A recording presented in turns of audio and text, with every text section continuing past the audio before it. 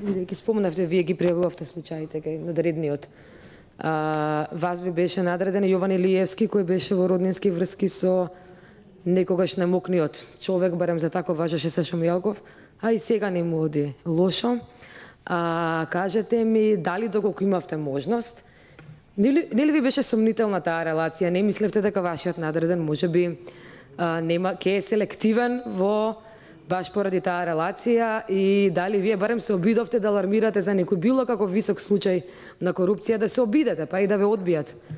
Деки немаме баш таков впечаток. Значи, јас кога дојдов во Скопје, Јован Илиевски го познавав како фигура, Сашо Мијалков како јавно експонирана личност од медиуми, и дури тука дознав дека тие се во родбинска врска и во каква родбинска врска. За мене тоа малце беше невообичаено и можеби во едно нормално и правилно толкување на поимот на судирот на интереси, можеби тоа не би требало да се случува во едно општество и во еден правен систем, бидејќи секавам и на периоди кога и се дебатираше и се внесуваа законски одредби да на многу пониски нивоа, не само во иста институција, па дури и во исто место не можат да бидат двајца сопружници или родител дете. Например, сопругот е судија, сопругот е адвокат или синот е вработен во обвинителство или во полиција. Меѓутоа тоа ниту заживеа, ниту беше соодветно изрегулирано. Каков бил професионалниот однос, јас не можам да коментирам, бидејќи немам факти, не сум бил присутен, конкретно зборуваме за овие две лица. Предпоставувам дека истите имале како роднини сигурно и лични контакти, меѓутоа и како носители на функциите на кои што биле, дека сигурно имале и професионални контакти. Не би сакал да се впуштам во полето на лични предпоставки или шпекулации, дали она што стигало до предметна работа во тоа обвинителство има некаква, нека биде и наблага форма на судирна интерес помеѓу овие две личности и нивните функции и во однос на работењето на како на тоа обвинителство, така и на целата јавна обвинителска организација, бидејќи она што допира до тоа обвинителство, а не е во негова надлежност, треба да биде остапено во надлежно постапување на друго надлежно обвинителство. Точно дека постојат сомнежи, јас ќе си земам за право да речем дека во последниот период може, јас лично мое видување, дека е индицирано во изминатиот период дека постоело едно такво несоодветно постапување кое што влијаело на предметното работење на обвинителството.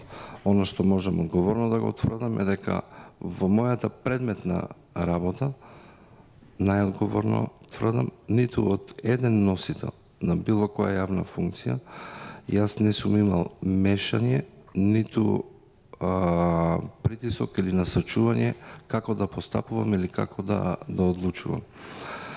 А оно што е факт е дека оно што ќе стигне како предметна работа, без разлика колка е транспарентноста во дадениот момент на институцијата, тоа не може да се сокрие, бидејќи има некој друг извор, најчесто некоја друга јавна институција која што иницира таа постапка. Резултатите исто така не можат да се сокријат или се профилира јавно обвинителска одлука која што се доставува до странките или до оштетениот, или јавно обвинителска одлука која се процесуира пред надлежен суд. Така да работењето е евидентно. Не би бил искрен доколку не би кажал дека во моето 26-7 годишно работење немало обиди за влијание. Од кого? Па еве од кого. Уште при извршувањето на функцијата во Берово, па и во Скопје, се случувало да ми зазвони фиксен или мобилен телефон и најконкретно, ако треба име и презиме, сум имал јавување во различито време, во различити состави, јавување од страна на пратеници во собранието кои што имале определен интерес за определена постапка или лице кое што било процесуирано во тие предмети. Мојот одговор и реакција биле колку сум можел културни и професионални, меѓутоа остри и ригорозни. И исто така нешто што е проверлив факт заради, тврдам, мојот интегритет. Мојата сопруга беше 20 години без работа, што од повеќе да ви кажам. Добро, бидејќи помине Само времето, кратко, да дадеме можност. ова е важно, мислам, во кривичниот законник имаше и трговија со влијание дело. Не почувствувавте потреба да ги пријавите овие притисоци? Сега ги кажувате по 10 години. Значи, видите вака, не се тоа... Мислам, од вас ке очекуваме интегритет, доколку ви изберат во таа комисија. И никаде во светот, па ни овде, ни сега, ни во иднина, не може да се очекува дека обидите и облиците и обидите за било какво влијание или мешање во остварувањето на било која функција ќе исчезнат преку ноќ, дека тоа ќе го реши само некоја регулатива. Тоа е процес секојдневен и во прашање спремноста, интегритетот и цврстината на луѓето кои се носители на јавните функции, колку можат да одолеат. Она што конкретно спрема мене се случувало, не било тоа до тој степен непримерно барање кое што ќе навлегло во тој момент како действие или како последица, значи последица апсолутно и немало, меѓутоа како действие, како обид, од кој ги исполнува елементите на едно кривично дело. Тоа било интересирање во кое што интересирање вие можете да прочитате која е пораката која ви се пренесува преку едно такво интересирање за определен предмет или определено лице.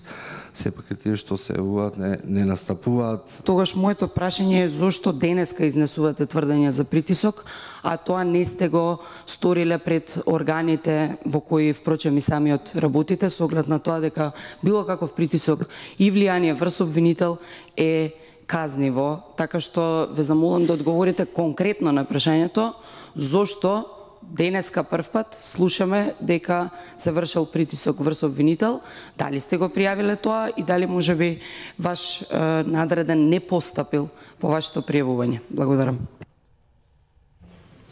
Не знам дали сум бил јасен и концизен, меѓутоа не кажав притисок, реков обиди кои што се И обидот е казни.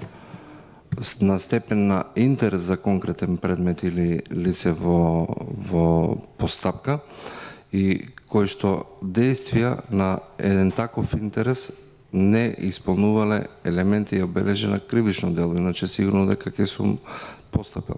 Значи сум проценил дека заради тој интерес на одредено лице носител на функција за одреден предмет и тоа по телефонско јавување, било непримерно и ви кажав, мојата реакција била ригорозна и дека не треба да се прашувам, дека нема да дадам никакви податоци и не дозволувам никој да ми се меша. После тоа разговорот тука завршил. Така да немало елементи. Значи да поедноставиме само. Телефонско јавување за конкретен предмет не сметате за влијание или притисок? Значи, ако прашањето ви е поставено дали... Не. Значи се... Така е. Значи, нормално дека ќе биде кривично дело, незаконито влијание или некое друго кривично дело или злоупотреба, доколку има конкретно барање за преземање на действие, не преземање на действие или било како да се врши или да не се врши функцијата. Прашањето од висок носител на јавна функција како интерес за познат или близок, дали се води постапка, дали има доволно докази да се замолница, да се обрати внимание правилно да се реши случајот, не е притисок. Далеку и од обид, меѓутоа јас сум го оценил тоа дека има некоја скриена намера и сум реагирал како на обид.